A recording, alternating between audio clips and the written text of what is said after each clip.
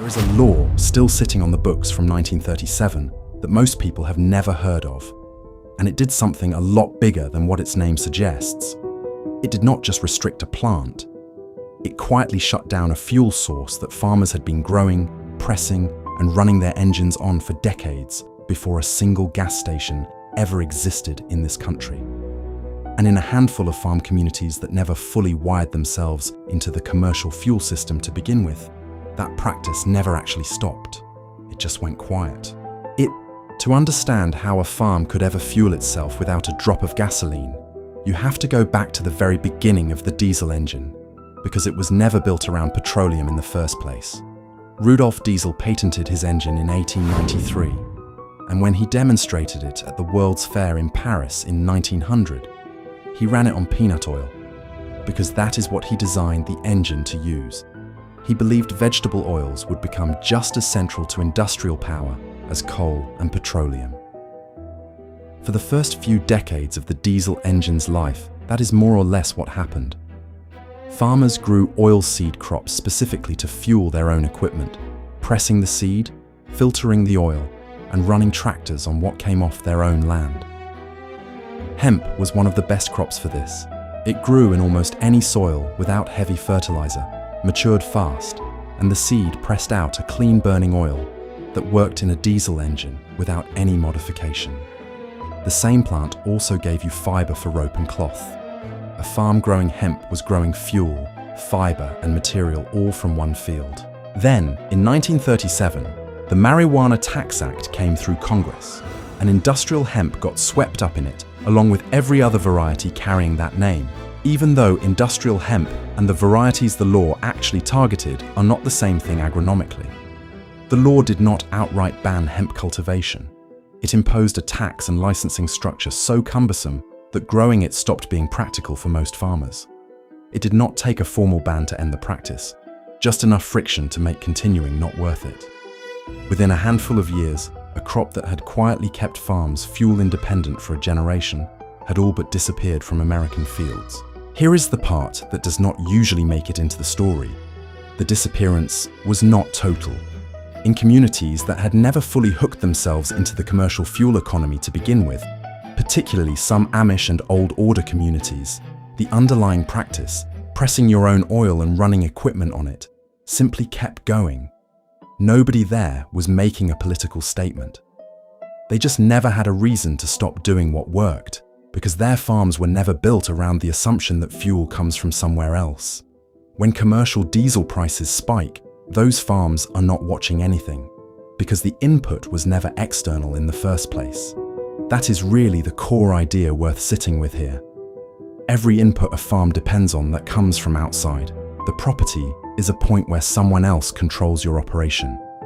Fertilizer from a bag, feed from a mill, fuel from a gas station, all the same kind of dependency, even though we rarely think about fuel that way.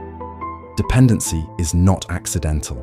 It is the default outcome of a system that profits from you needing it, and it holds until someone decides to grow their way out of it. So let's get into what actually made this work, because it still functions today.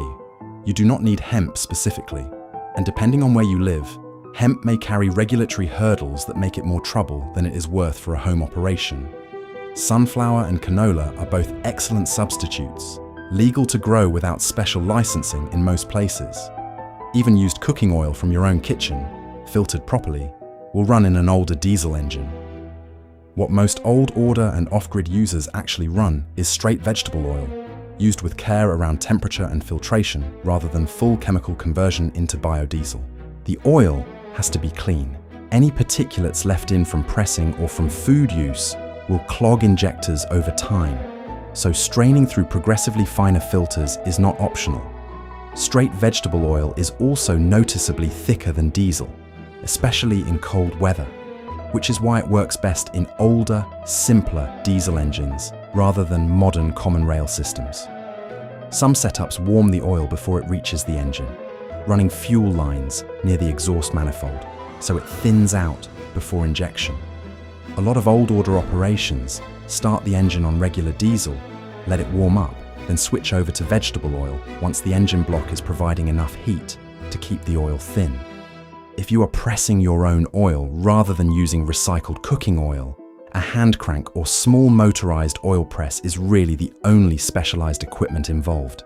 Sunflower, canola, and where legal, hemp, all press cleanly with the same basic equipment, and the leftover seed cake works well as livestock feed. So even the pressing waste has a use. None of this replaces a fuel tank overnight, and it would be dishonest to present it that way. Running a full-size tractor exclusively on home-pressed oil takes real land and real time, and it works best as a supplement to purchased fuel for anyone farming more than a few acres. But that was never really the point for the communities that kept doing this quietly for 90 years. The point is that one more input on the farm stops being something you buy and becomes something you grow. That shift, multiplied across fuel, fertilizer, feed, and seed, is the difference between a farm exposed to every price spike in the wider economy and a farm that mostly just keeps running regardless of what is happening anywhere else.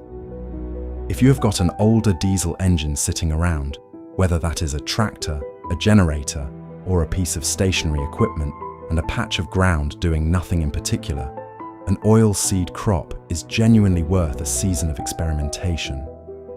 Start small, press a batch, filter it properly, and test it in something forgiving before you trust it in equipment you cannot afford to have down. Learn what your specific engine tolerates one season at a time. That is exactly how the communities that never stopped doing this learned it in the first place, and it is still the only way to actually learn it now. The knowledge was never actually lost. It just stopped being common, which is a very different thing, and common is always something you can choose to rebuild on your own land.